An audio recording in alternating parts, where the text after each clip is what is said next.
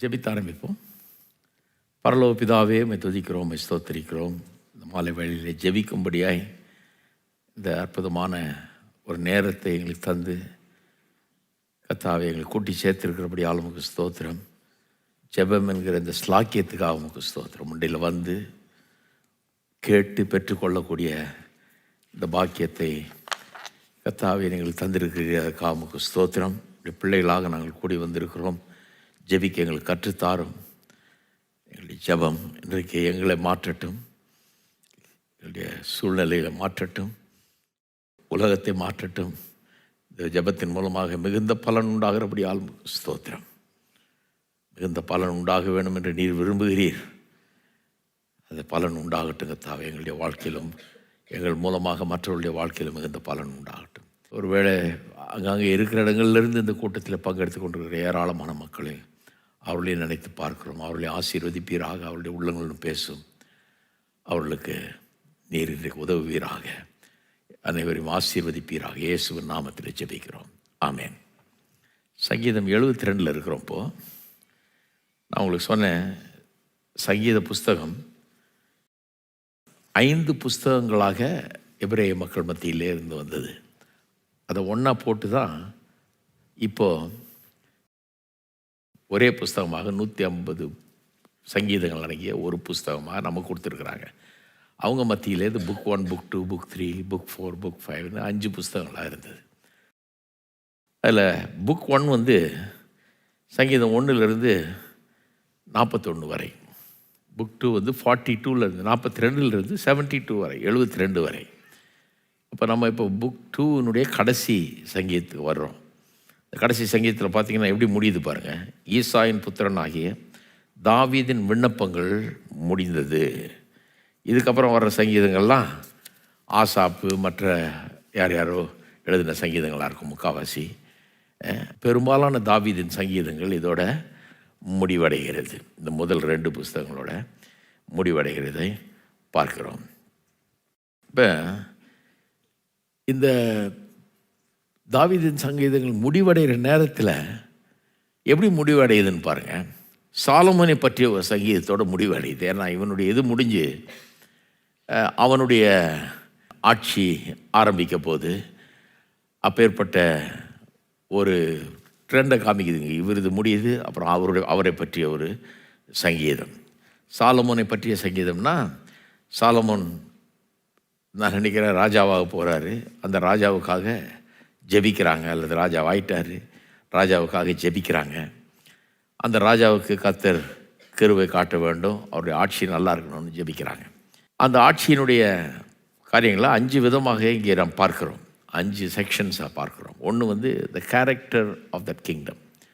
1லேருந்து 4ஆம் வசனம் வரை அந்த ஆட்சி எப்படிப்பட்ட தன்மை, எப்படிப்பட்ட பண்புடையதாக இருந்தது, எப்படிப்பட்டதாக இருக்கும் அப்படிங்கிறது. 2வது டியூரேஷன், அதனுடைய காலம், எவ்வளோ காலம் இருக்கும் அந்த ஆட்சி அப்படிங்கிறது.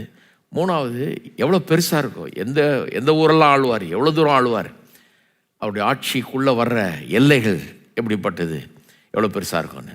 3வது வந்து 8லேருந்து 11, 2வது வந்து 5லேருந்து 7, 3வது 8லேருந்து 11, 4வது வந்து 12லேருந்து 14 அவருடைய ஆட்சியின் தன்மை, the nature of his kingdom. 5வது அந்த ஆட்சியினுடைய ஆசீர்வாதங்கள். இப்படி தான் பார்க்கணும் இதை.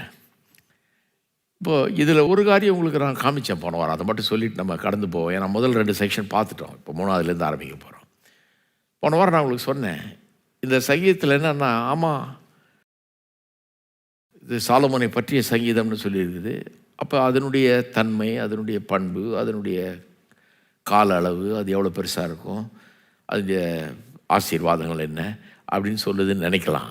ஆனால் இது ஏதோ அதையும் தாண்டி வேறு எதையோ ஒன்றை பற்றி பேசுகிற மாதிரி இருக்குதுன்னு எல்லா வேத வல்லுநர்களும் சுட்டி காண்பிக்கிறார்கள். அவர்கள் என்ன சொல்கிறாங்க, இங்கே பயன்படுத்தப்பட்டிருக்க பாஷையை பார்த்தா இது வெறும் சாலமோனை பற்றிய சங்கீதம் இல்லை, சாலமோனை காட்டிலும் பெரியவர் அப்படின்னு சொன்னார் இயேசு. அந்த சாலமோனை காட்டிலும் பெரியவர், தாவீதினுடைய அந்த மாபெரும் மகன். இந்த சாலமோன் அவர் மகன் தான், ஆனால் அதை காட்டிலும் பெரியவர் பின்னால் வந்தார் இல்லையா இயேசு. அந்த வரப்போகிற மேசியாவாகிய தாவீதின் குமாரனாகிய இயேசுவை பற்றிய சங்கீதம். அவருடைய ஆட்சி கடைசியில் அவர் வந்து எப்படி ஆளுவார் நித்தியமாய் ஆளுவார், அதை பற்றியதுன்றாங்க. ஏன்னா சாலமோனை பற்றிய சங்கீதம்னு சொல்லி வெறும் அப்படி வாசித்தீங்கன்னா சில வார்த்தைகள்லாம் இங்கே புரியாது அப்படிங்கிறாங்க. எது புரியாது? நீங்கள் பாருங்கள், சூரியனும் சந்திரனும் உள்ள மட்டும் அவர்கள் உமக்கு தலைமுறையாக பயந்திருப்பார்கள். அப்போ சூரியனும் சந்திரனும் உள்ள மட்டும் அந்த ஆட்சி இருக்குங்கிற மாதிரி அங்கே சொல்லப்பட்டிருக்கிறது. சமுத்திரம் தொடங்கி மறுசமுத்திரம் வரைக்கும், நதி தொடங்கி பூமியின் எல்லை வரைக்கும் அவர் அரசாழ்வார். முழு உலகத்தையே அரசாழ்வார். சாலமோன் முழு உலகத்தை ஆளலையே, இஸ்ரவேல் தேசத்தை ஆண்டார். அதுதான் உண்மை. முழு உலகத்தை ஆண்டார் கிடையாது. ஆனால் இங்கே சொல்லியிருக்குது, இந்த ராஜா, இங்கே சொல்லப்பட்டிருக்கிற ராஜா 8ஆம் வசனத்தில் சொல்லப்பட்டிருக்கிறபடி சமுத்திரம் தொடங்கி மறுசமுத்திரம் வரைக்கும், நதி தொடங்கி பூமியின் எல்லைகள் வரைக்கும்ன்றார். அப்போ அப்படி ஆள் இல்லையா அவர்? அப்போ இவர் எந்த ராஜா? கண்டிப்பாக சாலமன் ராஜாவாக இருக்கக்கூட முடியாது. அவரை காட்டிலும் பெரியவர்னு சொன்னார், அந்த ராஜாவாக தான் இருக்க வேண்டும் என்று சொல்கிறாங்க. சகல ராஜாக்களும் அவரை பணிந்து கொள்வார்கள், சகல ஜாதிகளும் அவரை சேவிப்பார்கள் அப்படின்னு சொல்லியிருக்கிறதெல்லாம் ரொம்ப டூ மச்சாக இருக்குது. அதெல்லாம் அவரை பற்றியதாக தான் இருக்கும் அப்படின்னு சொல்லுகிறார்கள். அது மட்டும் இல்லை, அவர் நாமம் என்றென்றைக்கும் இருக்கும். சூரியன் உள்ள மட்டும் அவருடைய நாமம் சந்தான பரம்பரையாக இருக்கும். 17ஆம் வசனம், மனுஷர் அவருக்குள் ஆசீர்வதிக்கப்படுவார்கள், எல்லா ஜாதிகளும் அவரை பாக்கியமுடையவர் என்று வாழ்த்துவார்கள். இதெல்லாம் ஒரு சாதாரண மனுஷன் சாலமோனை பற்றி சொன்ன வார்த்தைகள் மாதிரி தெரியலை. இது அதை விட பெரியவரை பற்றி சொன்ன வார்த்தைகள் மாதிரி தெரியுது. அவருடைய மகிமை பொருந்திய நாமத்துக்கு என்னென்றைக்கும் ஸ்தோத்திரம் உண்டாவதாக அப்படின்னா இது சாலமோனை பற்றி நிச்சயமாக சொல்லவில்லைங்கிறது விளங்குது. பூமி முழுவதும் அவருடைய மகிமையால் நிறைந்திருப்பதாக அப்படின்னா நிச்சயமாக இந்த ராஜா வேற ராஜா இல்லையா? அதனால தான் இந்த 72ஆம் சங்கீதத்தை புதிய ஏற்பாட்டில் எவருமே, அதாவது இது மேசியாவை குறித்த சங்கீதம்ங்கிற மாதிரி கோட் பண்ணல, அந்த மாதிரி யாரும் சொல்லலை. சொல்லாவிட்டாலும் இது மேசியாவுடைய சங்கீதம் தான் என்று பல வேத வல்லுநர்கள் உறுதிப்படுத்துகிறார்கள் என்பது தான் உண்மை. சரி, அப்போ இதனுடைய முதல் 4 வசனத்தை ஏற்கனவே பார்த்தோம், ஒரு தடவை வாசித்துருவோம். முதல் 4 வசனங்கள் அந்த ராஜ்யத்தினுடைய பண்புகளை சொல்லுது நமக்கு. தேவனே ராஜாவுக்கு உம்முடைய நியாய தீர்ப்புகளையும் ராஜாவின் குமாரனுக்கு உம்முடைய நீதியையும் கொடுத்தருளும். அவர் உம்முடைய ஜனங்களை நீதியோடும் உம்முடைய ஏழைகளை நியாயத்தோடும் விசாரிப்பார். அதாவது சாலமோன் ராஜா ஆளப்போகிறவருக்கு நீர் உம்முடைய நீதியையும் உம்முடைய நியாய தீர்ப்புகளையும், அவர் உம்முடைய ஜஸ்டிஸ், நியாயத்தையும் நீதியும் அறிந்தவராய் அவர் இருக்கட்டும்னு ஜெபம் பண்ணுறாங்க. Give him your justice and your righteousness. நீர் எப்படி நியாயமாக ஆளுவீரோ, எப்படி நீதி ஆளுவீரோ, அது மாதிரி இந்த ராஜா ஆள உதவி செய்கின்றாங்க. அப்போ இங்கே எல்லாமே இயேசுவை பற்றியது, வரப்போகிறது, நித்தியத்தில் வரப்போகுது அப்படின்னு எடுத்துக்கூடாது. ஏன்னா இங்கே சாலமோனை பற்றி பேசுகிறாங்களே, உலகத்தில் அன்றைக்கு வாழ்ந்த சாலமோனை பற்றி பேசிகிட்டு இருக்கான். அவனுடைய ராஜ்யமே நீதி உள்ளதாக நியாயம் உள்ளதாக இருக்கணும்னு ஜெபம் பண்ணுறாங்க. அப்போ நான் சொல்கிறேன், நம்முடைய ஊர்கள், நம்முடைய நாடுகள், நம்முடைய உலகம் நியாயமும் நீதி உள்ளதாக இருக்கணும். அதில் ஆட்சி செய்கிறவர்கள் நியாயத்தோடும் நீதியோடும் ஆட்சி செய்ய வேண்டும் என்று ஜெபிக்கலாமா? கண்டிப்பாக ஜெபிக்கலாம். அப்படி ஜெபிக்கும்போது, அவர்கள் நீதியோடு ஆளும்போது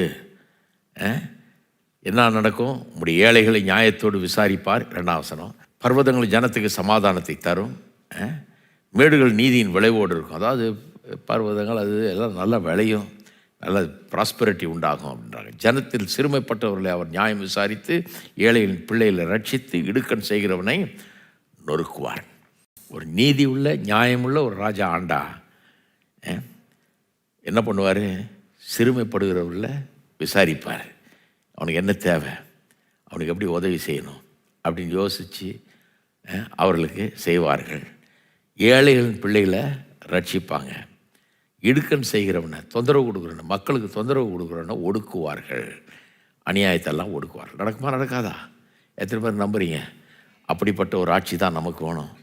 அப்படிப்பட்ட ஒரு நல்ல ஆட்சி இன்றைக்கு எல்லா தேசத்துலேயும் வேணும், எல்லா ஊர்கள்லேயும் வேணும். வரப்போகிற இயேசு பர்ஃபெக்டாக அப்படி செய்வார். இவரெல்லாம் பர்ஃபெக்டாக செய்யலைனா கூட ஓரளவுக்கு செஞ்சாங்கனாலே நாடு ரொம்ப பிரமாதமாக இருக்கும். சாலமோன் அப்படி செய்யணும்னு ஜெபம் பண்ணுறாங்க. சாலமோன் மூலமாக நல்ல செழிப்பெல்லாம் உண்டாச்சு நாட்டில். ஓரளவுக்கு அவன் செய்தான், பின்னால் தான் கெட்டு போனான். அப்போ ஒரு ராஜா நல்லா ஆளும்போது, நீதியோடு ஆளும்போது நல்ல காரியங்கள் நடக்கும், நல்ல செழிப்பு உண்டாகும், சமாதானம் உண்டாகும், ஜனங்க நிம்மதியாக வாழ்வாங்க, ஏழைகளுக்கு உதவி கிடைக்கும், எல்லாம் கிடைக்கும் என்று முதல் செக்ஷன். 2வது செக்ஷன் எவ்வளவு விஸ்தாரமானது அவருடைய ராஜ்யத்தின் விஸ்தாரம். 5-7 சூரியனும் சந்திரனும் உள்ள மட்டும் அவர்கள் தலைமுறை தலைமுறையாக பயந்திருப்பார்கள். புல்லர் புண்ட வெளியின் மேல் பெய்யும் மழையைப் போலவும் பூமியை நனைக்கும் தூறலைப் போலவும் இறங்குவார். அவருடைய நாட்களில் நீதிமான் செழிப்பான். சந்திரன் உள்ள வரைக்கும் மிகுந்த சமாதானம் இருக்கும். அது அவருடைய ராஜ்யம் நித்தியமாக இருக்குன்ற மாதிரி சொல்கிறீங்க. சூரியனும் சந்திரனும் உள்ள மட்டும்னா அப்போ என்னென்றைக்கும் இருக்கும். நீதிமான் செழிப்பான், சமாதானம் மிகுந்து இருக்கும் அந்த அவருடைய ஆட்சியில் அப்படின்லாம் சொல்லப்பட்டிருக்கிறது. இன்றைக்கு எந்த ஒரு ராஜாவோ அல்லது ஆளுகிறவர்களோ அப்படி நீதி உள்ள ஆட்சியை நடத்தினா நிச்சயமாக சமாதானம் இருக்கும். தேசத்தில் சந்தோஷமாக வாழ்வாங்க ஜனங்க. நீதி இருக்கும், செழிப்பு இருக்கும். இங்கே சொல்லப்பட்டிருக்கிற அத்தனை காரியங்களும் எந்த அளவுக்கு நியாயமான நீதியான ஆட்சி நடக்குதோ அந்த அளவுக்கு கண்டிப்பாக இருக்கும் என்பது உண்மை. சரி, கொஞ்ச நேரம் நின்று ஒரு ஜெபம் பண்ணிட்டு அப்புறம் அடுத்த செக்ஷனுக்கு போகலாம். நம்ம அதுதான் இன்றைக்கி பார்க்க போகிறோம். எல்லோரும் ஜெபம் பண்ணோம். அப்படிப்பட்ட ஒரு தேசமாக, நாடாக, ஊராக, மாநிலமாக நம்முடைய ஊர் இருக்க வேண்டும். கர்த்தர் அதுக்கு உதவி செய்வாராக. நீதி, நியாயம், சமாதானம், செழிப்பு, ஆசீர்வாதம் இங்கே பெருகட்டும். இயேசுவின் நாமத்தில் கர்த்தாவே துதிக்கிறோம், ஸ்தோத்தரிக்கிறோம். கர்த்தாவே சாலமோனின் ஆட்சியை கர்த்தாவே நீதி உள்ள நியாயமுள்ள ஆட்சியாக ஆக்கும்படி ஜெபித்தார்களே, நாங்களும் ஜெபிக்கிறோம். இன்றைக்கு கர்த்தாவே எங்கள் நாட்டில் பல்வேறு மாநிலங்கள், பல்வேறு இடங்களை ஆளுகிறவர்கள் நீதியோடு நியாயத்தோடும் ஆளும்படியாக கர்த்தாவே நீர் வழிவாசலை திறப்பீராக. தேசத்தை ஆளுகிறவர்கள் நீதியோடும் நியாயத்தோடும் ஆளும்படியாக, அதன் மூலமாக தேசத்துக்கே சமாதானம், தேசத்துக்கே சந்தோஷம், தேசத்துக்கே செழிப்பு உண்டாக செய்கிறபடியால் உமக்கு ஸ்தோத்திரம் கர்த்தாவே. ஓ உமக்கு ஸ்தோத்திரம், ஸ்தோத்திரம், ஸ்தோத்திரம், ஸ்தோத்திரம் தேவனே. ஓ உமக்கு ஸ்தோத்திரம். உம்முடைய சுவிசேஷம் இங்கே பரவி இருக்கிற இடங்கள்லாம், பரவி இருக்கிற மக்கள் மத்தியிலே, பரவி இருக்கிற சமுதாயங்களில் இது அதிகமாய் காணப்படட்டும் கர்த்தாவே. ஓ உமக்கு ஸ்தோத்திரம். இப்பேற்பட்ட ஒரு பெரிய மாற்றம், இப்பேற்பட்ட ஒரு நல்ல காரியங்கள் அங்கே நடக்கட்டும். சமுதாயத்தில் ஒரு பெரிய மாற்றத்தை உண்டு பண்ணுகிறபடியால் உமக்கு ஸ்தோத்திரம். ஒரு அன்புள்ள, மன இரக்கமுள்ள சமுதாயமாக, எளியவர்களுக்கு உதவுகிற சமுதாயமாக, உதவியற்றவர்களை தூக்கி எடுக்கிற சமுதாயமாக, ஒடுக்குகிறவர்களை ஒழிக்கிற சமுதாயமாக, கர்த்தாவே நன்மை செய்கிற ஒரு சமுதாயமாக எங்கள் சமுதாயம் இருக்க நீர் கிருபை செய்வீராக. இந்த தேசத்தை உம்முடைய அன்பினால் இடைகட்டியவர்களும் கர்த்தாவே, இந்த தேசம் உம்முடைய அன்பினால் நிறையட்டும். உம்முடைய அன்பு மக்களுடைய உள்ளத்தை தொடரட்டும் கர்த்தாவே. உம்முடைய அன்பு இங்கே காணப்படட்டும் கர்த்தாவே. ஓ உமக்கு ஸ்தோத்திரம். பகைகள் நீங்கட்டும், விரோதங்கள் நீங்கட்டும், கசப்புகள் நீங்கட்டும். ஓ எல்லா விதமான அப்படிப்பட்ட போக்குகள் நீங்கி போகட்டும் கர்த்தாவே. ஓ சமாதானம் உண்டாகட்டும், சமாதானம் உண்டாகட்டும். பிரிவினை சக்திகள் ஒன்றுமில்லாமற் போகட்டும். எங்களை பிரிக்கிற சக்திகள் இயேசுவின் நாமத்தில் ஒன்றுமில்லாமற் போகட்டும். எங்களை ஒன்று சேர்க்கிற சக்திகள் அதிகமாய் கர்த்தாவே கிரியை செய்யட்டும் கர்த்தாவே. ஜனங்கள் மனதிலே ஒருமனப்படட்டும் கர்த்தாவே, ஒருமனப்படட்டும், ஒருமனப்படட்டும் கர்த்தாவே. ஓ உமக்கு ஸ்தோத்திரம். நீதி நியாயம் உண்டாகிறபடியால் உமக்கு ஸ்தோத்திரம். அதன் மூலமாக சமாதானம், செழிப்பு, எல்லா ஆசீர்வாதங்களும் உண்டாகிறபடியால் உமக்கு ஸ்தோத்திரம் கர்த்தாவே. ஸ்தோத்திரம், ஸ்தோத்திரம், ஸ்தோத்திரம், ஸ்தோத்திரம் தேவனே. உமக்கு ஸ்தோத்திரம், ஸ்தோத்திரம், ஸ்தோத்திரம் கர்த்தாவே. இயேசு வரும்போது நித்தியமாக ஆள போகிறாரு. இப்போ இருக்கிறவங்க யாருமே நித்தியமாக ஆள்றவங்க கிடையாது. எல்லாம் கொஞ்ச நாளைக்கு ஒருக்க மாறிட்டு தான் இருக்கிறாங்க இல்லையா?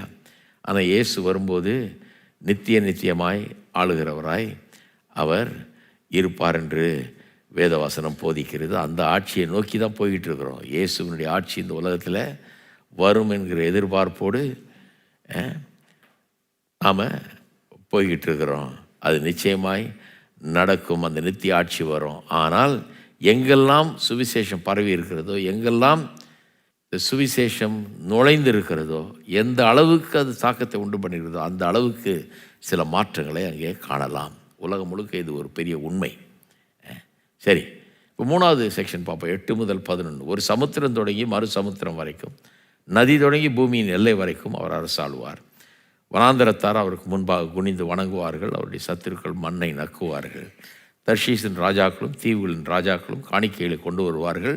சேபாவிலும் உள்ள ராஜாக்கள் வெகுமானங்களை கொண்டு வருவார்கள். சகல ராஜாக்களும் அவரை பணிந்து கொள்வார்கள். சகல ஜாதிகளும் அவரை சேவிப்பார்கள். ஒரு விதத்தில் சாலமோன் ஆட்சி அப்படி இருந்தது ஓரளவுக்கு. ஆனால் அதனுடைய பரிபூர்ண வடிவம் வந்து Yesu. In some ways Solomon's reign was like this, but the perfect version of that is Jesus. அதுதான் இங்கே சொல்ல வருது. அவர் வந்து பூமி எல்லை வரைக்கும் ஆளுவார் அப்படின்னு இங்கே சொல்லியிருக்கு. பூமி எல்லை வரைக்கும் ஆளுவார். பூமி எல்லை வரைக்கும் ஆளுறது மட்டும் இல்லை, எல்லா காலத்துலேயும் ஆளுவார், ஃப்ரம் ஏஜ் டு ஏஜ். அது மட்டும் இல்லை, எல்லாரையும் ஆளுவார். அவருடைய நீதியின் ஆளுகைக்கு எவரும் தப்ப முடியாது. இயேசுனுடைய நீதியின் ஆளுகைக்கு எவரும் தப்ப முடியாது. அப்படிப்பட்ட ஒரு ஆட்சி உண்டாக போகிறது. ரெவலேஷன் வெளிப்படுத்தல் 11:15 இப்படி சொல்லுகிறது, 7ஆம் தூதன் எக்காலம் ஊதினான், அப்பொழுது உலகத்தின் ராஜ்யங்கள் நம்முடைய கர்த்தருக்கும் அவருடைய கிறிஸ்துவுக்கும் உரிய ராஜ்யங்கள் ஆயின. உலகத்தில் இருக்கிற எல்லா தேசங்களும் என்னவாயிடுச்சா?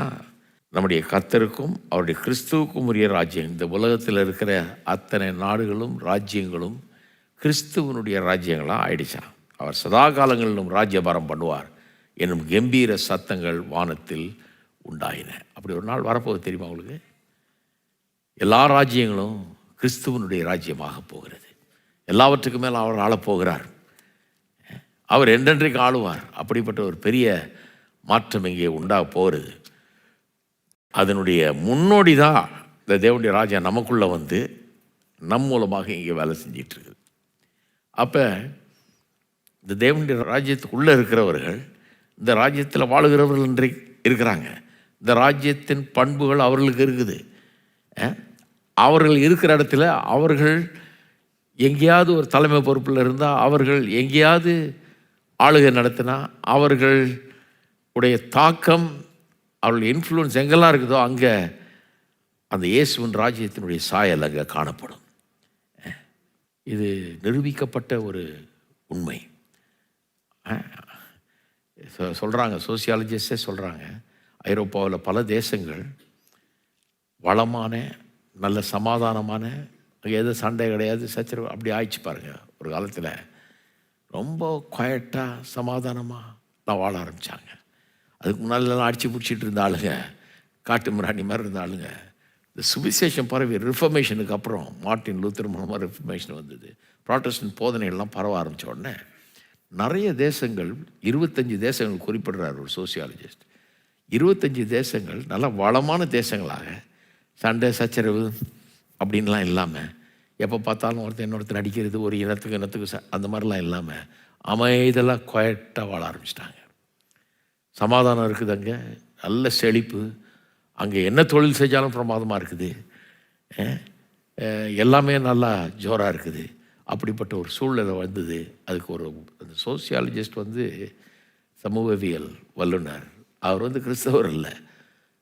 அவர் என்ன சொல்கிறாரு, இதுக்கு பின்னால் ஒரு மத ஆவி இருக்குதுன்றார். அப்படியே சொல்கிறார், there is a spiritual spirit behind இட்ன்றார். என்னையா ஸ்பிரிச்சுவல்? நான் 1904 ஒரு பேப்பர் எழுதினார், அகாடமிக் பேப்பர். அதில் சொல்கிறாரு, this religious spirit behind it is the Protestant Christian டீச்சிங்ன்றார். ப்ராட்டஸ்டன்ட் கிறிஸ்டியன் டீச்சிங் தான் ஸ்பிரிட். அது அப்படியே அவன் இப்போ முன்ன வந்து காட்டு மிராணி மாதிரி ஒருத்தன் சண்டை போடுறது, இதே வேலையில் இருந்தானுங்க. இது வந்து அப்படியே அமைதலாக்கிடுச்சு. அந்த அமைதலான உடனே வர்த்தகம் பெருகுது, கண்டுபிடிப்புகள் அதிகமாகுது, நல்லா வளமான சமுதாயமாக உண்டாகுது, ஜனங்க சந்தோஷமாக. அப்படிப்பட்ட ஒரு சூழ்நிலை. இதனால் எல்லாம் அந்த ஊரில் இருக்கவெல்லாம் பர்ஃபெக்ட்னு சொல்ல முடியாது, அவன் எல்லாம் பெரிய கிறிஸ்தவன்னு சொல்ல முடியாது. ஆனால் கிறிஸ்தவ தாக்கம் அங்கே உண்டாயிடுச்சு பொதுவாக. அதில் நிறைய பேர் அன்பிலீவர்ஸாக இருப்பாங்க. ஆனால் அந்த கிறிஸ்தவ கொள்கைகளின் தாக்கம் அங்கே உண்டானதுனால அப்படி ஒரு சமுதாயம் பிறந்தது. 25 தேசங்களை பேர் சொல்லி குறிப்பிடுறார். நார்வே, ஸ்வீடன், டென்மார்க், சுவிட்சர்லாந்து போன்ற தேசங்களை அவர் குறிப்பிடுகிறார். இதெல்லாம் முன்ன வந்து சண்டையும் சச்சரவுமாக இருந்த இடங்கள் அப்படியே சும்மா குவைட்டாக சமாதானமாக வளமான, பிச்சைக்காரனுக்கே இடம் இல்லைங்க, பிச்சைக்காரனே கிடையாதுங்க, எவனும் தெருவுக்கே வர முடியாத அளவுக்கு அவ்வளவு நல்ல வளமான தேசங்களாக உருவானதுங்கிறார். ஏன்னா அந்த இயேசுனுடைய ஆட்சி மறைமுகமாக அவரை விசுவாசிக்கிற ஜனங்கள் மூலமாக, அந்த கொள்கையின் மூலமாக உள்ளே வந்துருச்சுன்றார். இந்த போதனைகள் அப்படி உண்டாக்கிடுச்சுன்றார். இதெல்லாம் கேட்கும்போது நம்மளுக்கே ஆசையாக இருக்குது, எல்லா ஊர்லேயும் வரணும். இது ஏன் எல்லா ஊரும் அப்படி இருக்க முடியாதுங்க? ஆண்டவருடைய தரிசனமே முதல்லேருந்து அதுதான்.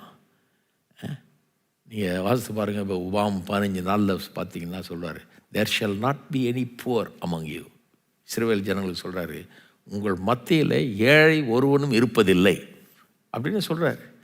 அவருடைய தரிசனம் என்ன தெரியுமா? ஒருத்தன் கூட பிச்சைக்காரனாக இருக்கக்கூடாது. எங்கே போய் சொல்கிறது இதை? நீ கிறிஸ்தவங்களே எதிர்ப்பாங்க இதை சொன்னீங்கன்னா. எங்கேயா சொல்லியிருக்கு பைபிள்லம்மாங்க? சொல்லியிருக்கு, நான் சொல்கிறேன். அதுக்கப்புறம் 11ஆம் வசனத்தில் அவரே சொல்கிறாரு, தரித்திரர் எப்போது உங்களோட இருப்பாங்கன்றார். ஏன்னா இவன் புத்தி அப்படி. இவன் மற்றவங்களை தரித்திரன் ஆக்கிரமே இவனுடைய பேராசை, இவனுடைய கொள்ளை அடிக்கிறது, இவனுடைய இது மற்றவங்களை தரித்திரர் ஆக்குது. ஆனால் கடவுள் எல்லாரையும் நல்லா இருக்க வேணும் என்று விரும்புகிறார். அவர் சொல்கிறாரு, நான் உண்டாக்குன தேசம் இது, என் பிள்ளைகள் நீங்கள், ஆபிரகாமின் பிள்ளைகள், ஒருவனும் ஏழையாய் இருப்பதில்லை. அதான் என் சிஸ்டம் படி வந்தினா, என் ரூலை ஃபாலோ பண்ணினா, என்னுடைய புத்தி இருந்ததுன்னா, என்னுடைய கொள்கையின்படி ஆண்டினா அப்படி தான் இருக்குன்றார்.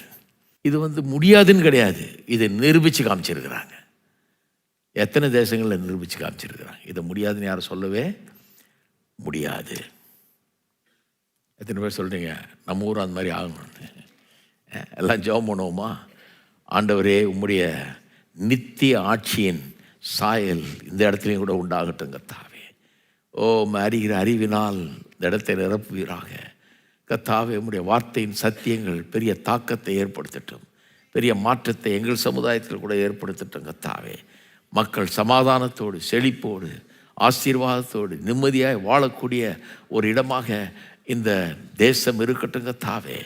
எத்தனை விதமான ஜனங்கள் இருந்தாலும், எத்தனை மதத்தை சேர்ந்தவர்கள் இருந்தாலும், எத்தனை விதமான ஆட்கள், எத்தனை இனங்கள், ஜாதிகள் இருந்தாலும் கர்த்தாவே, சமாதானமாய் வாழக்கூடிய ஒரு சுமூகமான சூழ்நிலையை எங்களுக்கு உண்டாக்கி தருகிறபடியால் உமக்கு ஸ்தோத்திரம், ஸ்தோத்திரம், ஸ்தோத்திரம், ஸ்தோத்திரம். சுவிசேஷம் கிரியை செய்கிற இடங்களில் எத்தனை ஆயிரக்கணக்கான மக்கள் ஜனங்கள் சபைக்கு போகிறார்கள், வசனத்தை கேட்கிறார்கள். அவர்கள் மத்தியில் எப்படிப்பட்ட மாற்றம் முதல்ல வரட்டும் கர்த்தாவே. அவர்கள் மூலமாக அவர்கள் உலகத்துக்கு உப்பாக, உலகத்துக்கு வெளிச்சமாக இருந்து அப்பேற்பட்ட ஒளியை, அப்பேற்பட்ட ஒரு ருசியை இந்த சமுதாயத்தில் கொண்டு வருவர்களாக ஆக்குவீராக. உமக்கு ஸ்தோத்திரம் கர்த்தாவே. அப்பேற்பட்ட ஒரு சமுதாயமாக இது மாறட்டும், அப்பேற்பட்ட ஒரு சமுதாயமாக இது மாறட்டும் கர்த்தாவே. ஆசீர்வதிப்பீராக, ஆசீர்வதிப்பீராக. எங்கள் தேசத்தை ஆசீர்வதிப்பீராக, ஆசீர்வதிப்பீராக. எளியவன் ஒருவனும் இருக்கக்கூடாது மத்தியில் சொன்னது போல அப்பேற்பட்ட ஒரு நாடாக ஆக்குவீராக, ஆசீர்வதிப்பீராக. தேவ சமாதானம், தேவ ஆசீர்வாதம் இங்கே பெருகட்டும் என்று ஜெபிக்கிறோம். ஸ்தோத்திரம், ஸ்தோத்திரம், ஸ்தோத்திரம். அப்படிப்பட்ட விதத்தில் எண்ண, அப்படி சிந்திக்க, அப்படிப்பட்ட மனமுடையவர்களாக எங்களை மாற்றுவீராக. முதல்ல கிறிஸ்தவர்கள் மத்தியில் ஒரு பெரிய மாற்றம் உண்டாகட்டும் கர்த்தாவே. கிறிஸ்தவ விசுவாசிகள் மத்தியில் பெரிய மாற்றம் உண்டாகட்டும். உமக்கு ஸ்தோத்திரம். இங்கே ஆரம்பிக்கட்டும் கர்த்தாவே. எங்களுடைய சபையில் ஆரம்பிக்கட்டும், எங்கள் மக்கள் மத்தியில் ஆரம்பிக்கட்டும், எங்கள் சமுதாயத்தில் ஆரம்பிக்கட்டும் கர்த்தாவே. உமக்கு ஸ்தோத்திரம், ஸ்தோத்திரம், ஸ்தோத்திரம், ஸ்தோத்திரம். தேவனே உமக்கு ஸ்தோத்திரம். இதெல்லாம் பாருங்கள், ஜெபம் பண்ணுறது ரொம்ப முக்கியம். அப்படி தேசத்தை நேசிக்கிறவர்கள், நல்லா இருக்கணும்னு நம்புகிறவர்கள் ஜெபம் பண்ணலாம் நம்ம தேசத்துக்காக. எல்லாம் இயேசு வரும்போது எல்லாம் பரிபூர்ணம் ஆகிடும் எல்லாம் அப்படி. ஆமாம், அது தெரியும் எங்களுக்கு. ஆனால் இப்போ என்ன, சாலமோன் ராஜ்யம் அப்படி இருக்கணும்னு ஜெபம் பண்ணாங்க இல்லையா அவங்க? அப்போ நாம ஏன் ஜெபம் பண்ணக்கூடாது? நம்முடைய ஊர் அப்படி இருக்கணும்னு. இஸ்ரவேல் ஜனங்கள் இப்போ கூட எத்தனையோ விதத்தில் ஆசீர்வதிக்கப்பட்டவர்களாக இருக்கிறாங்க. தேவ ஆசீர்வாதத்தை அவங்களுடைய வாழ்க்கையில் காணலாம். நம்ம ஏன் ஜெபிக்கக்கூடாது, விசுவாசிக்கக்கூடாது? 12-14 பாருங்கள், அடுத்த செக்ஷன். கூப்பிடுகிற எளியவனையும் உதவியற்ற சிறுமையானவனையும் அவர் விடுவிப்பார். யார்? அந்த ராஜா. பலவீனனுக்கும் எளியவனுக்கும் அவர் இறங்கி எளியவர்களின் ஆத்துமாக்களை ரட்சிப்பார். அவர்கள் ஆத்துமாக்களை வஞ்சகத்துக்கும் கொடுமைக்கும் தப்புவிப்பார். அவருடைய ரத்தம் அவருடைய பார்வைக்கு அருமையாக இருக்கும். அவங்க உயிர் அந்த ராஜாவுடைய பார்வையில் ரொம்ப விலையேற பெற்றதாக இருக்கும்.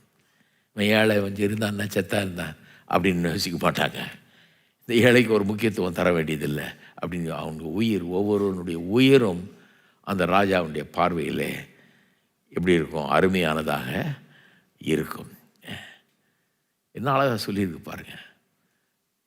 தேவனுடைய நீதி நியாயம் எங்கே இருக்குதோ, இதுக்கு தான் நம்ம கர்த்தாவே எங்களை ஆளுகிறவர்களுக்கு நீதியும் நியாயத்தையும் குறித்த உணர்வை தாரும்னு ஜெபம் பண்ணுறது அவசியம்.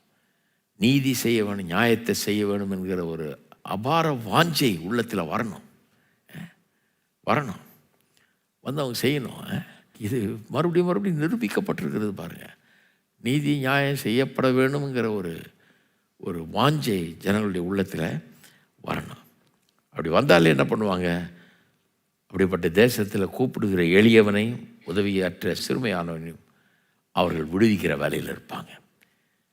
ஒரு எளியவன் ஒன்றும் இல்லாதவன் கதறும்போது அவனுக்கு அங்கே உதவி கிடைக்கும்.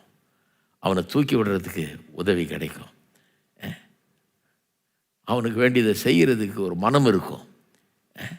அவனுக்கு எதாவது செய்யணுன்னு நீ எங்கேயோ ரோடு ஓரமாக கடை எங்கேயோ உன் தலைவிதி எது அப்படின்னு விட மாட்டாங்க. அவனுக்கு ஏதோ செய்யணும், செய்ய வேண்டியது நம்ம பொறுப்பு அப்படிங்கிற ஒரு புத்தி இருக்கும். அப்படிப்பட்ட ஒரு எண்ணம் உண்டாகும். பலவீனனுக்கும் எளியவனுக்கும் அவர் இறங்கி எளியவர்களின் ஆத்துமாக்களை ரட்சிப்பார். பலவீனன் எளியவனை பார்க்க சிலர் பலவீனம், சமுதாயத்தில் பலவீனர் இருக்கிறாங்க. எவ்வளோ பேர் பெரிய படிப்பு கிடையாது, பெரிய அறிவு கிடையாது, பெரிய ஆற்றல் கிடையாது, அவங்களால ஒன்றும் பெருசாக செய்திட முடியாது, பலவீனர் இருக்கிறாங்க. எத்தனை பேர் முடியாமல் இருக்கிறாங்க, சரீர பிரகாரமாக வளர்ச்சியற்றவர்களாக, கைகால் வேலை செய்யாதவர்களாக, கண் பார்வை தெரியாதவர்களாக, காது கேட்காதவர்களாக, இப்படி அவங்களால பெருசாக எதுவும் செய்ய முடியாது அப்படிங்கிற நிலைமையில் இருக்கிறாங்க. இந்த மாதிரி கிறிஸ்தவ தாக்கம் உள்ள தேசங்களில் போய் பார்த்திங்கன்னா அவங்கெல்லாம் எவரும் எந்த காரணத்தை கொண்டு தெருவுக்கு வரவே முடியாது. பிரமாதமாக வச்சு பாதுகாக்கிறாங்க அவங்கள. அரசாங்கம் பொறுப்பெடுத்து பிரமாதமாக நல்ல இடத்துல வச்சு கிட்டத்தட்ட ஹோட்டல் மாதிரி 5 ஸ்டார் ஹோட்டல் மாதிரி வச்சு சாப்பாடு கொடுத்து அவங்க உயிரோடு இருக்கிற வரைக்கும் அவங்களுக்கு எந்த குறையும் இல்லாமல் பார்த்துக்கிறாங்க. இதெல்லாம் பார்க்கும்போது எனக்கு ஆச்சரியமாக இருக்கும். எப்படி அவ்வளோ நல்லா பார்த்துக்கிறாங்க? அதுக்கு ஒரு மனம் வேணுமே. எல்லாரும் எக்கானமி பெருசாகணும், எக்கானமி அப்படி ஆகணும் இப்படி ஆகணுன்றது ஆசை இருக்குது. ஆனால் சிலர் மேலே வரவே முடியாத நிலையில் இருக்கிறாங்க. என்ன பண்ணுறது? அவங்கள என்ன பண்ணுவீங்க? எளியவனையும் பலவீனனையும் என்ன பண்ண போகிறீங்க? அவனை நான் ஒன்றும் செய்ய முடியாதுங்க, அவன் பலவீனன், நான் என்ன பண்ணுறது அப்படின்னு போகிறீங்களா? கிடையாது. அதுக்கு ஒரு மனம் வேணும். அதை செய்கிற தேசம் அதை செய்கிறதுனாலேயே ஆசீர்வதிக்கப்படும். நான் சொல்கிறேன், அதை மட்டும் நம்ம செஞ்சோம்னா செய்கிற தேசமே ஆசீர்வதிக்கப்படும். தேசமே இப்போ என்ஜிஓஸ் அவங்கவுங்க செய்கிறாங்க சிலர், பட்டு தேசம் தான் செய்யணும், நாடு செய்ய வேண்டும், அது அவங்க பொறுப்பு. செய்கிற தேசம் ஆசீர்வதிக்கப்படும். அது அட்டென்ஷன் பே பண்ணணும் அதுக்கு. அது வந்தாலே கிட்டத்தட்ட இயேசுவின் ஆட்சி மாதிரி இருக்கும். கிட்டத்தட்ட இயேசுவின் ஆட்சி மாதிரி இருக்கும். அது எப்படிப்பட்ட ஆட்சி? இந்த 3வது செக்ஷன் எப்படிப்பட்டது? முதல் செக்ஷன் வந்து முதல் 4 வசனங்கள் நீதி உள்ள ஆட்சி இல்லையா? 2வது நித்தியமாக இருக்கிற ஆட்சி 5லேருந்து 7 வரைக்கும். 3வது செக்ஷனு 8லேருந்து 11 வரைக்கும். அது எப்படிப்பட்ட ஆட்சி? அது யூனிவர்சல் கிங்டம். அது வந்து எங்கும் பரவி கிடக்கிற எல்லாரையும் உள்ளடக்கிய ஒரு ராஜ்யமாக இருக்கும்.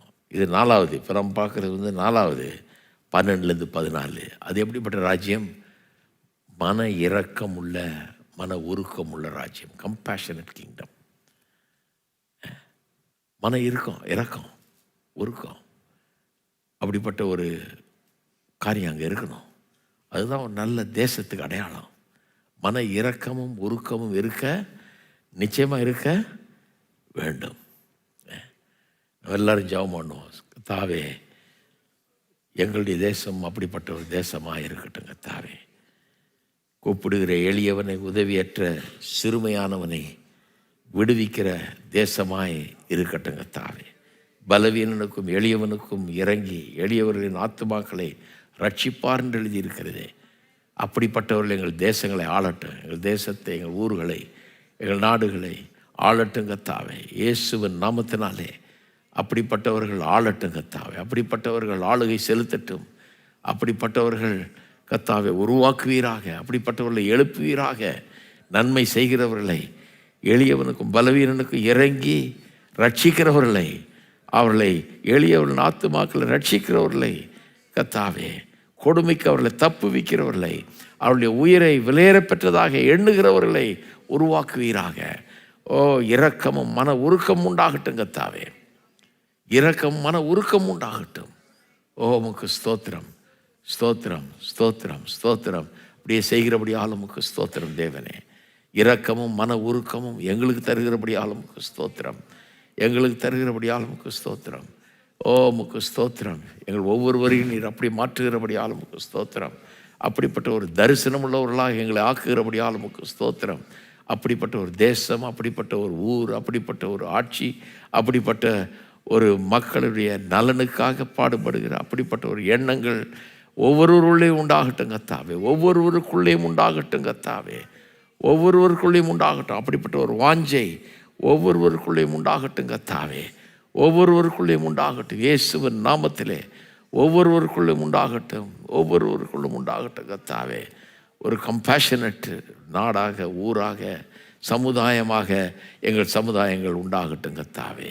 ஓ, உமக்கு ஸ்தோத்திரம், ஸ்தோத்திரம், ஸ்தோத்திரம், ஸ்தோத்திரம், ஸ்தோத்திரம் கர்த்தாவே.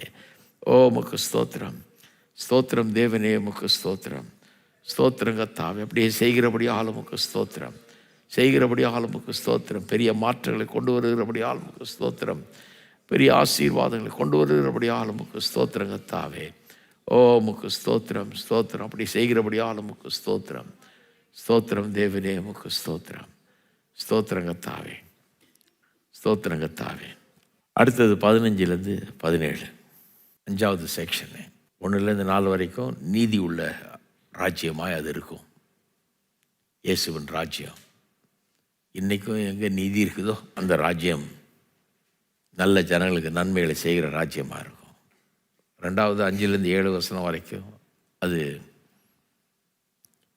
என்றென்றைக்கும் இருக்கிற ராஜ்யமாக இருக்கும். அது இயேசுவினுடைய ராஜ்யம், அது வரப்போகுது.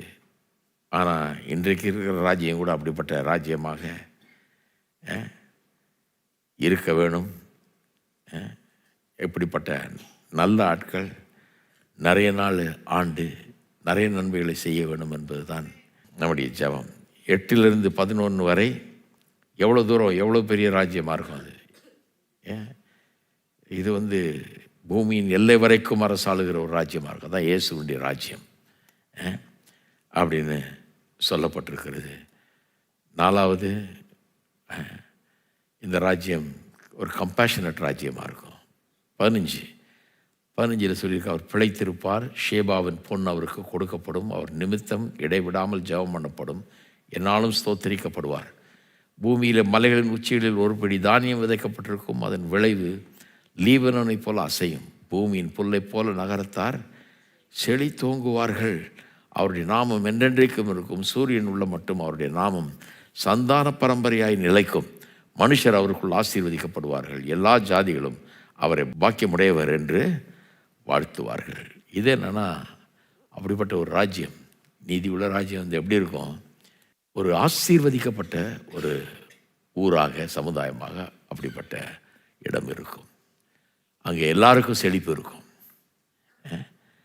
எல்லாருக்கும் செழிக்கிறோம். புல்லை போல நகரத்தார், பூமியின் புல்லை போல நகரத்தார் செழி தோங்குவார்கள் என்று வாசிக்கிறோம். இதுக்கு முன்னால் உள்ள ஒரு செக்ஷனும், முன்னால் உள்ள 4 செக்ஷன் பாருங்கள். 1 4 வசனங்கள், அதுனா அது நீதி உள்ள ராஜ்யம். 2வது என்றென்றைக்கு இருக்கிற ராஜ்யம், அது என்றென்றைக்கு இருக்கிற ராஜ்யமாக இருக்கிறதுனால அதில் நீதிமான் செழிப்பான், அங்கே ஐஸ்வர்யம் பெருகும்னு சொல்லப்பட்டிருக்கிறது. அதில் 5லேருந்து 7 வசனம் வரை. 3வது அது எங்கும் பரவி இருக்கும் ராஜ்யம்னு சொல்லப்பட்டிருக்கிறது. அங்கே சமாதானம் நிலவுகிறதுனால அங்கே பொக்கிஷங்கள் அங்கே ஏராளமாய் உண்டாகும்னு சொல்லப்பட்டிருக்கிறது. 4வது ஒரு மன உருக்கமுள்ள இரக்கமுள்ள ராஜ்யமாக இருக்கிறதுனால எளியவர்கள் பலவீனர்களுக்கெல்லாம் உதவி கிடைக்கும் அப்படின்னு சொல்லப்பட்டிருக்கிறது. அதெல்லாம் ஒரு துவக்கம்தான். இது 5வது ரொம்ப முக்கியம் பாருங்கள். இது இயேசுனுடைய ராஜ்யத்தில் உண்டாக போகிற ஆசீர்வாதங்களை சொல்லுகிறது நமக்கு. ஆசீர்வாதங்கள் எங்கே சொல்லுது? 15ஆம் வசனத்திலே சொல்லியிருப்பாருங்க, பொன் அவருக்கு கொடுக்கப்படும் அப்படின்லாம் சொல்லப்பட்டிருக்கு பாருங்க. அந்த காலத்தில் பொண்ணு, தானியம் நல்லா விளைகிறது, இதெல்லாம் செழிப்பின் அடையாளங்களாக இருந்தது. அப்போ இயேசுவின் ராஜ்யம் செழிப்பின் ராஜ்யம் அப்படி தான் இருக்கும் அப்படின்னு இங்கே வேத வசனம் சொல்லுகிறது. அப்போ இதனுடைய அர்த்தம் என்ன? எங்கெல்லாம் இயேசு மதிக்கப்படுகிறாரோ, எங்கெல்லாம் இயேசுவின் சுவிசேஷம் பரவுகிறதோ, எங்கெல்லாம் இந்த நீதி நியாயம் என்று வேதம் சொல்லுது, அந்த கொள்கை வடிவில் வருதோ, அங்கே நிச்சயமாக செழிப்பு அதனுடைய விளைவாக இருக்கும். எங்கெல்லாம் நீதி நியாயம் இருக்குதோ அங்கெல்லாம் கண்டிப்பாக செழிப்பு உண்டாகும். செழிப்பு உண்டாகணும் என்ன? குடும்பங்கள் ஸ்திரத்தன்மை உடையதாக, நல்ல குடும்பங்கள் அங்கே உருவாகும். ஏன்னா நல்ல சமுதாயம். அது மட்டும் இல்லை, பிள்ளைகளை ஜனங்க நல்லா வளர்ப்பாங்க, நல்லா படிக்க வைப்பாங்க. அவருடைய பிள்ளைகளுடைய நலனுக்காக அவர்களுக்கு நிறைய அவங்க முயற்சி எடுப்பாங்க. பிரயோஜனமற்றவர்களாக சமுதாயத்தில் இருக்கிறவங்க சிலர்லாம் நீ குடிகாரெல்லாம் ஆயிடுறாங்க பாருங்கள், ஒன்றும் இல்லாமல் இப்படியே சும்மா இருக்கிறாங்க. அப்படியெல்லாம் விட மாட்டாங்க. அவர்களுக்கெல்லாம் ஒரு ப்ரோக்ராம் வச்சு அவர்களை பிரயோஜனம் உள்ளவர்களாக மாற்றுறதுக்கு என்னெல்லாம் பண்ணுமோ அதை பண்ணி பிரயோஜனமற்றவர்களாக வாழுகிறவர்களை மாற்றக்கூடிய ஒரு சமுதாயமாக அது இருக்கும். அது மட்டும் இல்லை, இந்த கிறிஸ்தவ போதனைகளினுடைய தாக்கம் வேலை ஸ்தலத்திலே காணப்படும்.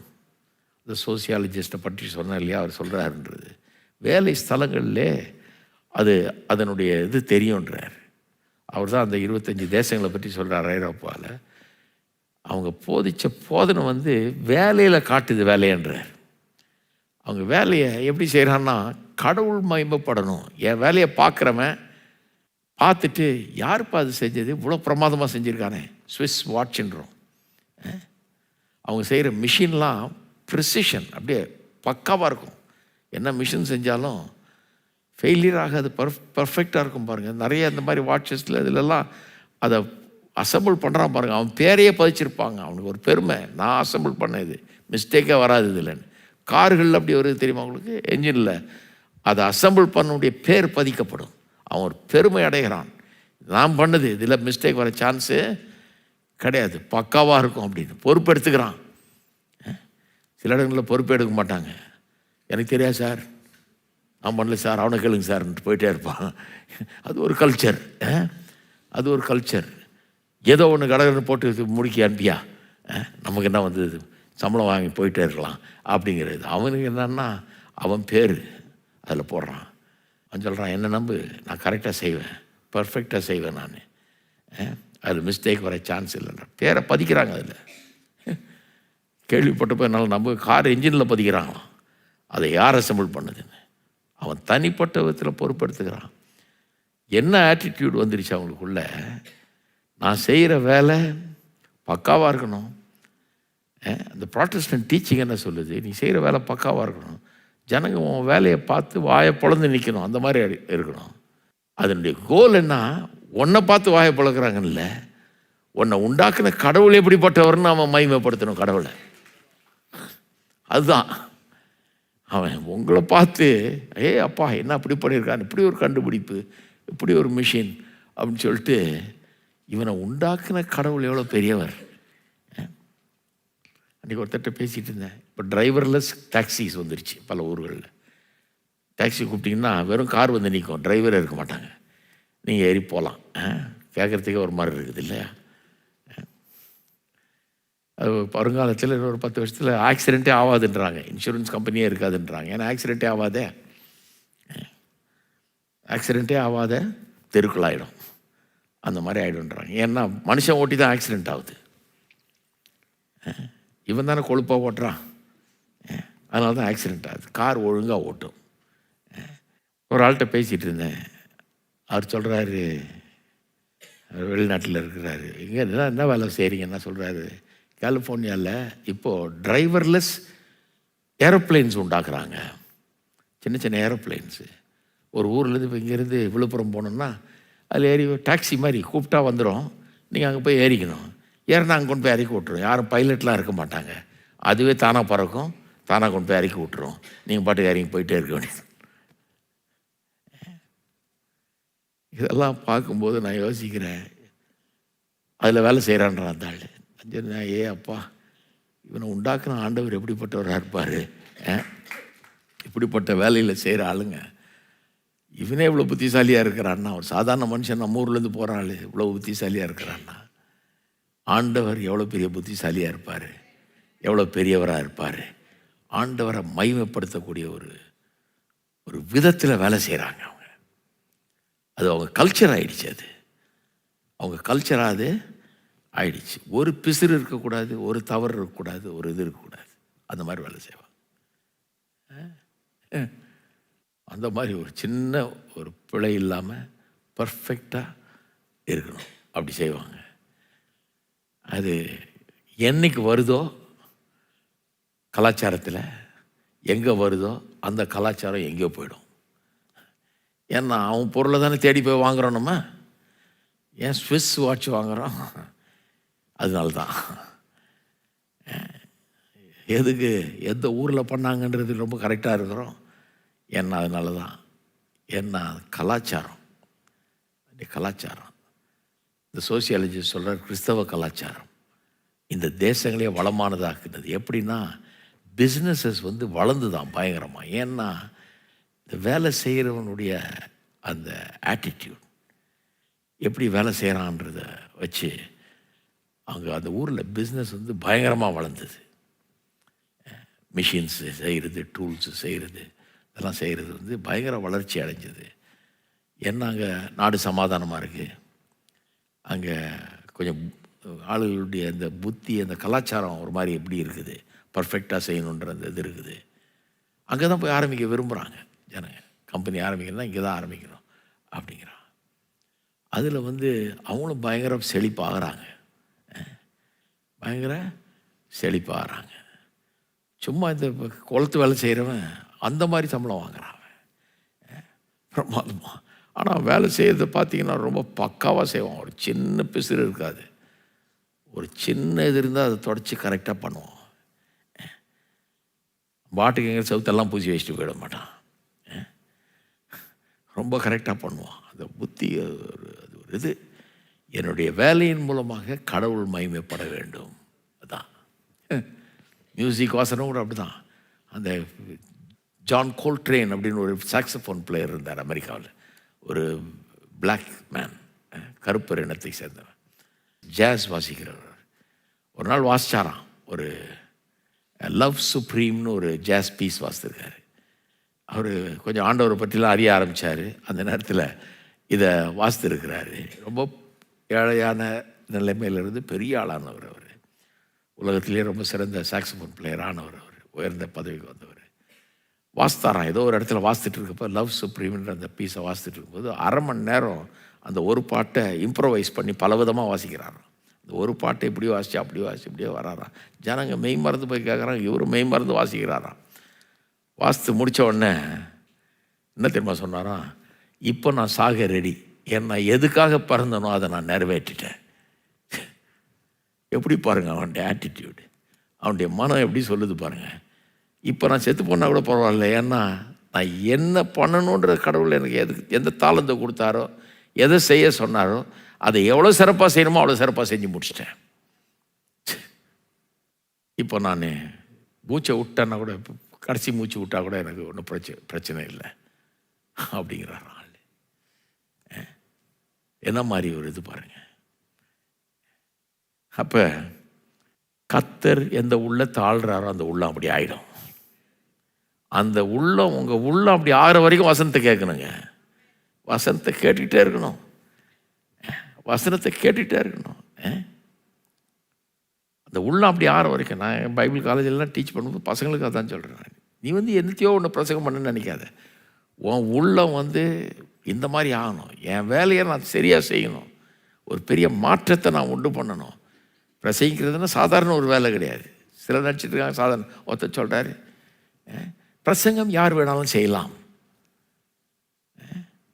ஏன்னா அவர் லொடன்னு பேசுகிறதுனால அவர் நினச்சிக்கிட்டார் நான் கூட பிரசங்கம் பண்ணிடலாம், அது என்ன ஈஸியான வேலைன்னு. இல்லை, ஒழுங்காக பிரசங்கம் பண்ணணும்னா ஈஸியான வேலை கிடையாது. இரவும் பகலும் அதில் நேரம் செலவழிக்கணும். அப்படி செஞ்சால் ஆயிரக்கணக்கான மக்களுடைய உள்ளத்தை அந்த வாசனம் தொடும். உள்ளங்கள் ஈர்க்கப்படும், மாற்றப்படும். ஜனங்களுக்குள்ள ஒரு பெரிய வித்தியாசம் உண்டாகணும். அது வர்ற வரைக்கும் நீ படி. அது வர்ற வரைக்கும் ஜெபம் பண்ணு, அது வர்ற வரைக்கும் வசனத்தை கவனி, அது வர்ற வரைக்கும் செய்யு. அப்படி ஒரு ஒருத்தர் ஊழியம் செஞ்சா என்ன ஆகுன்னு நினைக்கிறீங்க? என் வார்த்தைகள் ஒரு உள்ளத்தை தொட்டு அதை மாற்றி அருமையான குடும்பங்களை, அருமையான வாழ்க்கைகளை, அருமையான தொழில்களை, அருமையான கையின் பிரயாசங்களை உருவாக்கக்கூடியதாக இருக்க வேணும். அந்த விதத்தில் நான் வார்த்தைகளை கொண்டு போய் கொடுக்கணும் ஜனங்களுக்கு. அது வரைக்கும் நான் விட போகிறதில்ல. அப்படி வரணும் அப்படின்னு நினச்சி வேலை செஞ்சால் கண்டிப்பாக அது வரும். ஆயிரக்கணக்கான மக்கள் தொடப்படுவார்கள். நிறைய பேர் என்ன நினச்சிட்றாங்க, ஏதோ ஒன்று ஞாயிற்றுக்கிழமை காலையில் போய் என்னத்தையும் ஒன்று சொல்லிட்டு வந்துட்டா போதும் அப்படின்னு நினைக்கிறதுனால தான் ஒன்றும் ஆக மாட்டேங்குது, ஒரு பெரிய வித்தியாசம் உண்டாக மாட்டேங்குது. அதுக்குன்னே அர்ப்பணித்து அந்த ஜான் கோல்ட்ரேன் மாதிரி இருக்கணும். பிரசங்கம் பண்ணி முடிஞ்ச உடனே உங்கள் மனசு சொல்லணும், நான் செய்ய வேண்டிய வேலையை ஒழுங்காக செஞ்சுட்டேன். இன்றைக்கி எதுக்காக என்னை கடவுள் உண்டாக்குனாரோ, எதுக்காக அபிஷேகித்தாரோ, அழைத்தாரோ, அதை நான் கரெக்டாக செஞ்சுருக்கிறேன்னு நம்முடைய மனசாட்சி சொல்லணும். எல்லா வேலையும் அப்படி தான். ஒரு பெயிண்ட் அடித்தா கூட அப்படி தான். ஒரு பெயிண்ட் அடித்தா கூட அப்படி தான். அப்படி அடித்தா தரையெல்லாம் பெயிண்ட் ஆகிட்டு போயிட மாட்டோம், அப்படி போக மாட்டோம். கதவு ஜன்னல் எல்லாத்தையும் சேர்ந்து பெயிண்ட் அடிச்சுட்டு போக மாட்டோம். முடிச்சா நான் முடிச்சுட்டு சார் காசை கொடு, போக மாட்டோம். எல்லாத்தையும் தொடச்சி பக்காவாக ஆக்கி ஒரு சின்ன இது இல்லாமல் பண்ணி அந்த மாதிரி ஆளை தேடிட்டு போவோம். நம்ம இன்னும் கொஞ்சம் ஜாஸ்தி கேட்டால் கூட பரவாயில்ல, ஆண்டு கொடுக்கலாம், பக்காவாக இருக்கும் அப்படின்னு. அந்த மாதிரி செழிப்பை தான் வேத வசனம் போதிக்குது. இந்த நம்ம சபையில் செழிப்புன்னு போதிக்கும் போது கண்ணை முடிக்கோ, ஜெபம் பண்ணுறேன், பர்ஸை திறந்தினா உனக்கு உள்ள காசு, அந்த கிடையாது. அந்த செழிப்பு நான் பேசுகிறது கிடையாது. இந்த செழிப்பை பேசுகிறேன். ஆண்டவருடைய சுவிசேஷம் உள்ளே வந்து உள்ளத்தை தொட்டு உள்ளத்தை மாற்றுச்சுன்னா வேலையை ஒழுங்காக செய்வோம். அதன் மூலமாக செழிப்பு நம்மளை தேடி வரும், சமுதாயமே செழிப்பாகும். இல்லைங்களா? சரி, அப்படிப்பட்ட செழிப்பை பற்றி தான் இங்கே பேசுது. பூமியில் மலைகளில் 16 வசனம், உச்சிகளில் ஒரு பிடி தானியம் விதைக்கப்பட்டிருக்கும், அதன் விளைவு லீபனோனை போல செய்யும், பூமியின் புல்லை போல நகரத்தார் செழித்தோங்குவார்கள். நகரத்தார் செழித்தோங்குவார்கள்.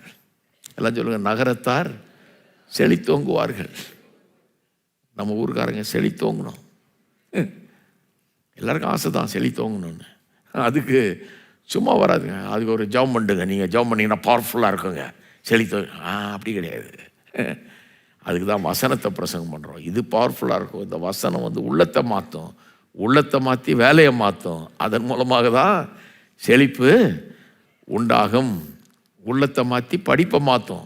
வாலிபர்களுக்காக நீங்கள் படிக்கிறாளுங்க, உள்ளத்தை மாற்றி படிக்கிறதே வேறு லெவலில் படிப்பீங்க.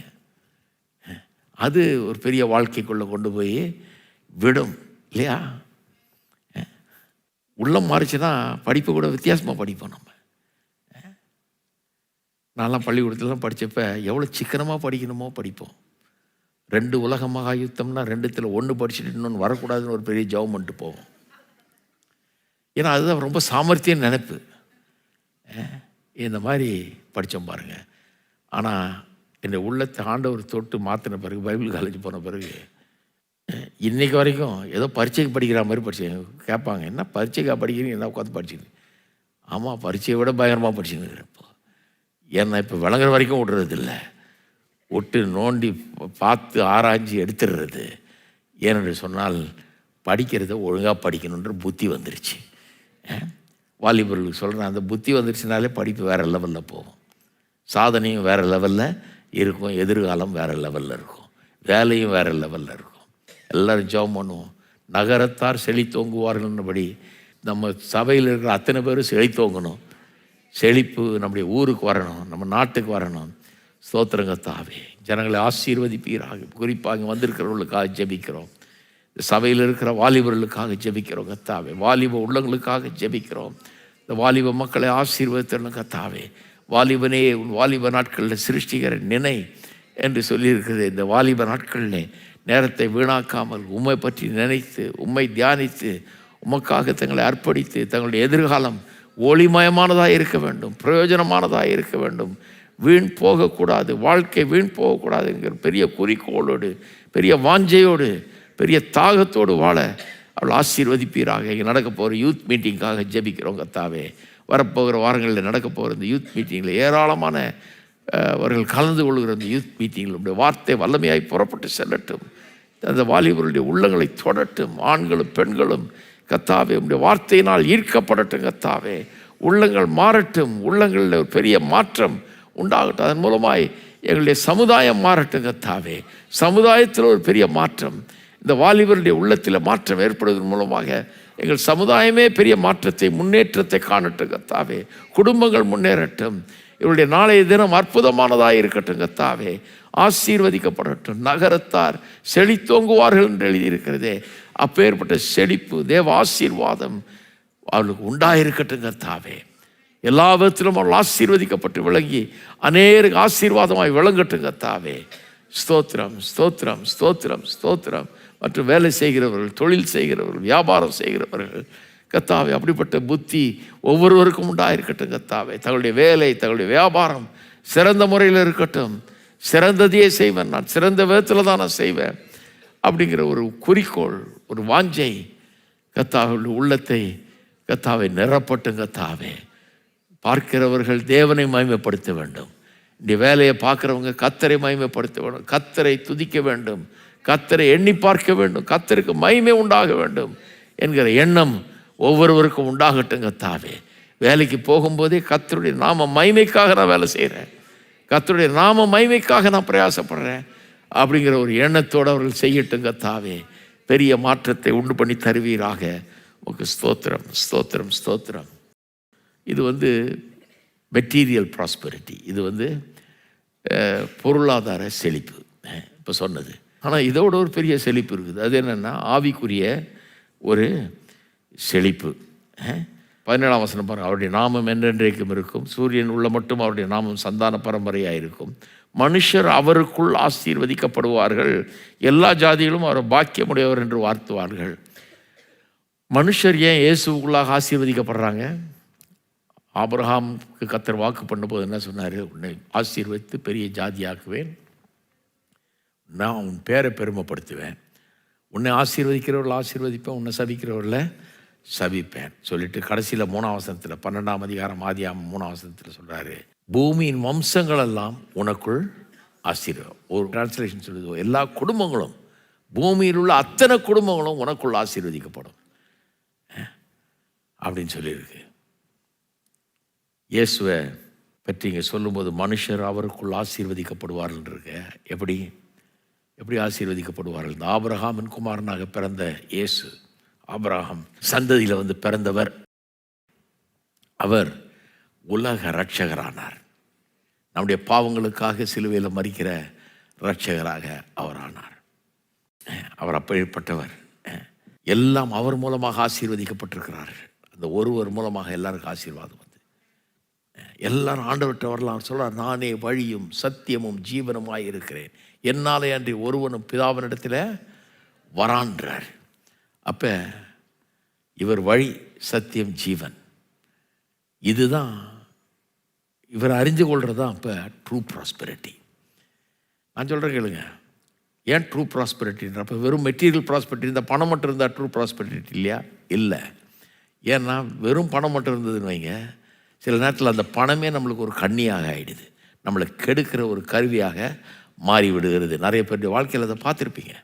பணம் நல்லதுக்காக கடவுள் கொடுக்குறாரு. நல்லா சாப்பிடணும், நல்லா உடுத்தணும், நல்லா வசதியாக வாழணும், நல்லா நீங்கள் ஆசீர்வாதமாக இருக்கணும் தான் கடவுள் கொடுக்குறாரு உங்களுக்கு. உங்கள் பிள்ளைகளை நல்லா படிக்க வைக்கணும், நல்ல காரியங்களை நீங்கள் செய்யணும்னு தான் கொடுக்குறாரு கடவுள். அதே எடுத்துகிட்டு போய் என்ன பண்ணுறான்? தலைதெறிக்க ஆடி பணம் இருக்கிறதுனால புத்தியே மாறி அவன் கேடுகட்ட ஒரு நிலைக்கு வருகிறான் மனுஷன். ஏன்னா அந்த பணம் அவனுடைய கண்ணி ஆகிடுது. ஏன்? இயேசு இல்லைங்க, ஆண்டவர் அறிந்து கொள்ளுகிற அறிவு இல்லை, பணம் இருக்குது, அப்போ அது ஒரு கண்ணி ஆகிடுது. நான் சொல்கிறேன், இந்த ட்ரூ ப்ராஸ்பெரிட்டினா, மெய்யான ப்ராஸ்பெரிட்டின்னா ஆண்டவரை அறிகிறது. ஆண்டவரை தெரியுமா உங்களுக்கு? ஆபிரகாம் பற்றி ஆண்டவர் சொல்கிறார், அவன்கிட்ட சொல்லாமல் நான் எதுவும் செய்ய முடியாது. சோதம் குமாராவை அழிக்கும் போது சொல்கிறாரு, அவன்கிட்ட சொல்லாமல் எப்படி செய்கிறது? அவன் ஒருத்தன் தான் என் ஃப்ரெண்டு, இந்த உலகத்திலேயே அவன் தான் என் ஃப்ரெண்டு, அவன் சொந்தக்காரங்க இருக்கிறான், சொல்லாமல் செஞ்சுட்டா அவன் கேட்பான் நாளைக்கு எப்படி செஞ்சுட்டீன்னு. அதனால் அவன்கிட்ட சொல்லணுன்ற. எத்தனை பேர் நீங்கள் சொல்கிறீங்க ஆண்டவருடைய ஃப்ரெண்டு நீங்கன்னு? அதுதான் உங்களுடைய மிகப்பெரிய பாக்கியம். அதிலிருந்து தான் செழிப்பெல்லாம் உண்டாகணும். அதிலிருந்து தான் பணம் பொருள் அதெல்லாம் அதிலிருந்து தான் உண்டாகணும் ஒழிய நல்ல வேலை நல்ல தொழில் நல்ல இது அதெல்லாம் எங்கேருந்து வரணும்? ஆண்டவரை அறிகிற அறிவினால் அதுங்க ஆரம்பிக்கணும். அதுதான் வேறாக இருக்கணும், அதுதான் அஸ்திபாரமாக இருக்கணும். அப்போ கெட்டு போகிறதுக்கு வழி கிடையாது. நிறைய பேர் பொருளாதார செழிப்பை வச்சு என்ன பண்ணுறாங்க? கிறிஸ்தவ மக்களை வான் பண்ணுறது. பொருளாதார செழிப்புனாலே நீ கெட்டு போயிடுவ, பணம் எல்லா தீமைக்கு வேறாக இருக்குது, அதனால் நீ கெட்டு போயிடுவ, பணம் வேணாம் அப்படின்றாங்க. ஆனால் வேதம் சொல்லுது ஐஸ்வர்யத்தை சம்பாதிக்க பலனை கொடுக்குறவர் அவர்னு. கர்த்தரின் ஆசீர்வாதமே ஐஸ்வர்யத்தை தருன்றிருக்கிறது. எது கரெக்டு? நான் சொல்கிற கர்த்தர் தர விரும்புகிறார். ஆனால் உண்மையான செழிப்பு முதல்ல உண்டாக வேணும். ஆண்டவரை அறிகிற அறிவு இல்லையா? உண்மையான செழிப்பு. வாலிபர்களுக்கு சொல்கிற உண்மையான செழிப்பு. அது இல்லைன்னா சும்மா காசு பிரயோஜனம் கிடையாது. அதனால் கெட்டு போகிறதுக்கு நிறைய வாய்ப்பு இருக்குது. ஆனால் இந்த உண்மையான செழிப்பு வந்ததுன்னா கெடுறதுக்கு வாய்ப்பு கிடையாது. உண்மையான செழிப்பு வந்ததுன்னா கர்த்தர் எல்லாத்த காட்டிலும் பெரியவராக இருக்கிறார். எல்லாம் கர்த்தருடைய சித்தப்படி செய்வோம், கர்த்தருடைய நோக்கத்தை நிறைவேற்றுவோம் இல்லையா? இந்த உண்மையான செழிப்பு தான் சுவிசேஷத்தின் மூலமாக வருது. இயேசு வழின்றது தெரிஞ்சுக்கிறது மூலமாக வருது, இயேசு அறிந்துகிறது மூலமாக வருது. எல்லோரும் ஜெபம் பண்ணுவோம். இந்த உண்மையான மெய்யான செழிப்பு ஒவ்வொருவருக்கும் உண்டாகட்டும். ஓ உமக்கு ஸ்தோத்திரம் கர்த்தாவே. இன்றைக்கு ஏராளமான பேருக்கு இந்த மெய்யான செழிப்பு, நீரே வழி சத்தியம் ஜீவன் என்கிற அந்த உண்மை தெரிய வரட்டும் கர்த்தாவே. மெய்யான செழிப்பு உண்டாகட்டும் இயேசுவின் நாமத்தினாலே. இயேசுவை அறிகிற அறிவு, தேவனை அறிகிற அறிவு உண்டாகட்டும் கர்த்தாவே. உள்ளத்தில் பெரிய மாற்றம் உண்டாகட்டும். தேவனை அறிகிற அறிவு அவர்கள் உள்ளத்திலே உண்டாகட்டும் கர்த்தாவே. ஆசீர்வதிப்பீராக. இந்த அறிவு எல்லா நன்மைக்கும் எல்லா செழிப்புக்கும் எல்லா பொருளாதார செழிப்புக்கும் ஊற்றும் காரணமாக இருக்கட்டும் கர்த்தாவே. அது அவர்களுக்கு ஆசீர்வாதமாக இருக்கட்டும். இவர்கள் மூலமாக பலருக்கு அது ஆசீர்வாதமாக இருக்கட்டும் கர்த்தாவே. அப்பேற்பட்ட இந்த உண்மையான செழிப்பை கண்டடைய கிருபை செய்வீராக. இந்த சுவிசேஷத்தை உலகமெங்கும் பிரசவிக்க கர்த்தாவே, எல்லாருக்கும் அதை அறிவிக்க கர்த்தாவே, இந்த சுவிசேஷத்தை கர்த்தாவே எங்கும் சொல்ல இந்த சபையை எடுத்து பயன்படுத்துவீராக. அநேகருக்கு ஆசீர்வாதமாக்குவீராக. இப்படி வார்த்தைங்கிறது புறப்பட்டு செல்லட்டும், அநேகருடைய உள்ளத்தை தொடரட்டும். இந்த மெய்யான செழிப்பு ஒவ்வொருவருக்கும் உண்டாகட்டும் கர்த்தாவே. இயேசுவின் நாமத்திலே ஜெபிக்கிறோம். ஸ்தோத்திரம். கடைசியா 18-19 இஸ்ரவேலின் தேவனாக இருக்கிற கர்த்தராகிய தேவனுக்கு ஸ்தோத்திரம் உண்டாவதாக. அவரே அதிசயங்களை செய்கிறவர். அவருடைய மகிமை பொருந்த நாமத்துக்கு என்னென்றைக்கும் ஸ்தோத்திரம் உண்டாவதாக. பூமி முழுவதும் அவருடைய மகிமையால் நிறைந்திருப்பதாக. ஆமேன் ஆமேன். இது ஒரு டாக்ஸாலஜின்னு சொல்கிறாங்க. அதாவது கடைசியில் ஒரு பெனடிக்ஷன் மாதிரி. இது எல்லா அந்த 5 புஸ்தகம்னு சொன்னோம் இல்லையா? சங்கீதம் 5 புஸ்தகமாக இருக்குன்ற இல்லையா? அந்த 5 புஸ்தகத்தின் முடிவுலையும் இப்படி வரும். பார்த்திங்கன்னா 41வது சங்கீதத்தில் பார்த்திங்கன்னா கடைசி வசனம் பாருங்கள், இதே மாதிரி வரும். வார்த்தைகள் கிட்டத்தட்ட அதே மாதிரி இருக்கும். 41 கடைசி வசனம், 41ஆம் சங்கீதம் கடைசி வசனம். இஸ்ரவேலின் தேவனாகிய கர்த்தர் அநாதியாய் என்னென்றைக்கும் உள்ள சதாகாலங்களும் ஸ்தோத்திரிக்கப்படத்தக்கவர். ஆமேன் ஆமேன். அதே மாதிரி இருக்குது பார்த்தீங்களா? 106ஆம் சங்கீதம், 106வது சங்கீதம் 48ஆம் வசனம் பாருங்கள், கடைசி வசனம். இஸ்ரவேலின் தேவனாகிய கர்த்தர் அநாதியாய் என்னென்றைக்கும் ஸ்தோத்திரிக்கப்படத்தக்கவர். ஜனங்கள் எல்லாரும் ஆமேன் அல்லேலூயா என்பார்களாக. அந்த புக்கு முடிகிறது ஒரே மாதிரி முடியுது பாருங்கள். அது மட்டும் இல்லை, 106வது சங்கீதம் இப்போ நான் வாசித்தது 4வது புக்கினுடைய கடைசி. 89ஆம் சங்கீதம் 3வது புக்கு உடைய கடைசி.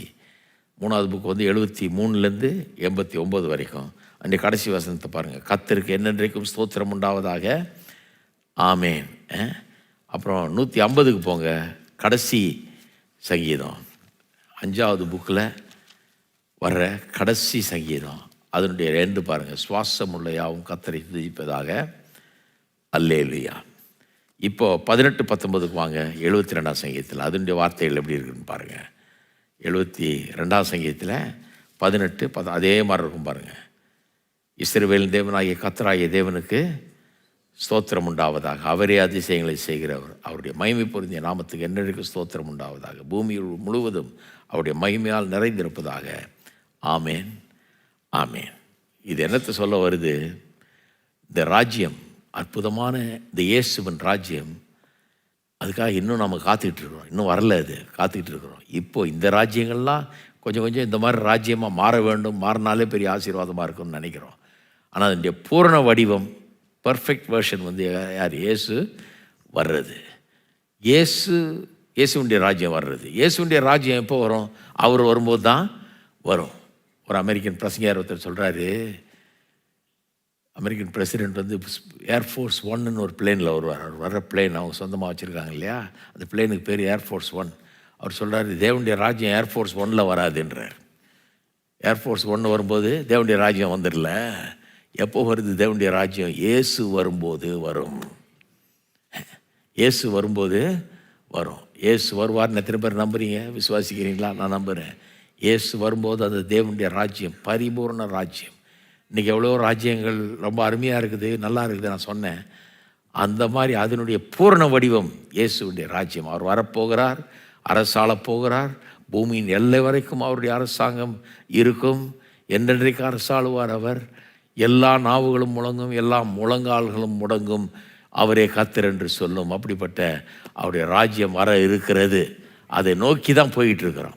ஆமேன். அந்த எதிர்பார்ப்பு நமக்குள்ளே இருக்கிறது. எல்லாரும் எழுந்து நிற்போம், ஜெபிப்போம். பரலோக பிதாவே, துதிக்கிறோம். கர்த்தாவே, உம்முடைய ராஜ்யம் வருவதாக என்று ஜெபிக்க கற்றுக் கொடுத்தீரே. ஜெபிக்கிறோம், உம்முடைய ராஜ்யம் வருவதாக.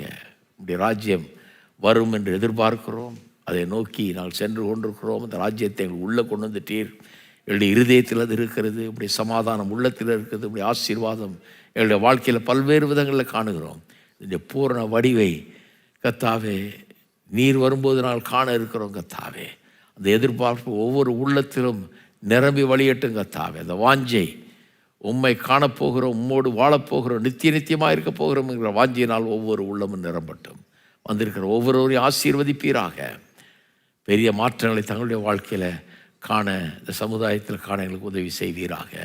இயேசுவின் நாமத்திலே ஜெபிக்கிறோம். ஆமென். God bless you.